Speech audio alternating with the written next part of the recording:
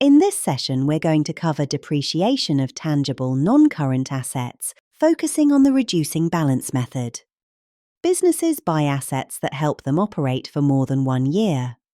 Over time, tangible fixed assets wear out, become less efficient, or become outdated. Assets lose value and usefulness over time, so the business is effectively using up part of the asset each year. Depreciation is the systematic allocation of the cost of a tangible non-current asset over its useful life. Examples of tangible fixed assets include machinery, equipment, vehicles, furniture, and also buildings. Reducing balance method is used when an asset loses more value in the earlier years and less value as it gets older. So this method does not spread depreciation evenly. The key difference with reducing balance depreciation is what we base the calculation on. Instead of depreciating the original cost, we calculate depreciation using the net book value at the start of each year. The calculation uses a depreciation percentage rate, not a fixed amount. This means the depreciation charge changes every year. More depreciation is charged in the early years and less depreciation is charged in later years. The calculation uses a percentage, not a fixed amount. Residual value is not deducted at the start. With reducing balance, the residual value is something we expect, not something we build into the calculation from day one. Let's now apply this method to an example. Machinery cost is £8,000. Expected life is 4 years. Depreciation rate is 20%. Expected sales proceeds is £3,277. £3,277 is not used in the yearly calculations. It simply tells us what the asset is expected to be worth at the end. We always start with the net book value at the beginning of the year. Year 1. Net book value at start is £8,000. We now apply the depreciation rate. £8,000 times 20% equals £1,600.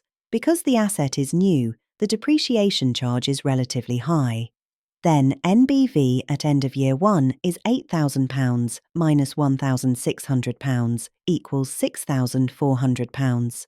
Accumulated depreciation is £1,600. Now let's record this in the accounts.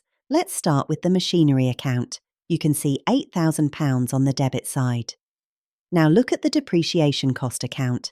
Depreciation is a cost of using the machine in year 1, so we debit depreciation cost £1,600.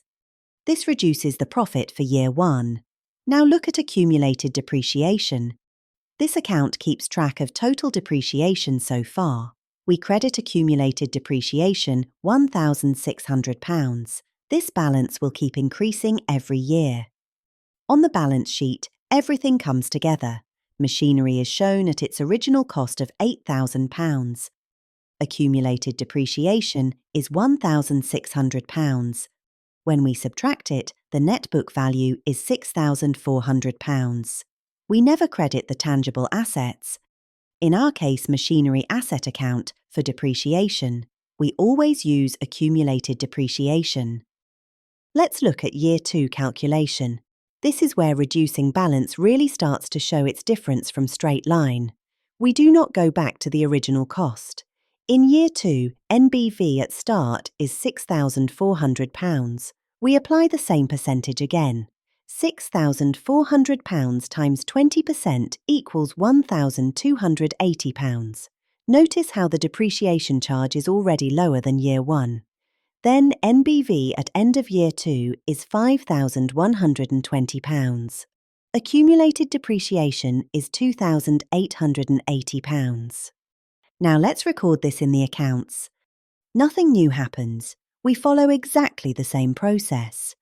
This year, depreciation is £1,280. So in the accounts, depreciation cost is debited £1,280. Accumulated depreciation is credited £1,280. This gets added to last year's depreciation. So accumulated depreciation is now £1,600 from year 1, plus £1,280 from year 2, total £2,880. On the balance sheet, machinery still shows at £8,000. Accumulated depreciation is £2,880. Net book value is now £5,120. Year 3 calculation. The process now repeats exactly the same way. In Year 3, NBV at start is £5,120. Depreciation is calculated £5,120 multiplied by 20% equals £1,024. Each year, the depreciation gets smaller because it is based on a smaller value. Then NBV at end of Year 3 is £4,096. Accumulated depreciation is £3,904. Now we move to Year 3. At this point, you should notice that nothing changes in the method. The depreciation is smaller again. So once again, we debit depreciation cost and credit accumulated depreciation. Accumulated depreciation continues to build up and the net book value continues to fall. Now we are in Year 4, the final year in this example. Exactly the same accounting entries are made. So remember, machinery is always shown at its original cost in the balance sheet. Depreciation goes to profit and loss. Accumulated depreciation builds up each year. The net book value falls over time. Once you understand Year 1, every other year is just the same process repeated. Let's look at the summary tables. The net book value steadily reduces but never reaches zero. This slide now shows a shortcut formula that allows us to find the net book value after a number of years in one calculation. This formula helps us understand what is really happening with reducing balance depreciation.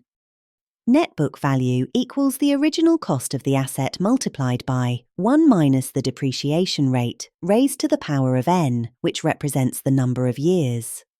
Cost is what the asset originally cost. Depreciation rate is the reducing balance percentage. N is number of years the asset has been depreciated. Each year, we are repeatedly reducing the value by the same percentage. Let's apply the formula to our example. In our machinery example, the cost is £8,000 and the depreciation rate is 20%. The asset is depreciated for 4 years. So we substitute into the formula. NBV equals £8,000 multiplied by 1 minus 0.2 raised to the power of 4 because the depreciation is applied for 4 years. Net book value is £3,276.80. This figure matches the net book value we calculated year by year. When rounded to the nearest pound, this becomes £3,277, which is what we used in the accounts.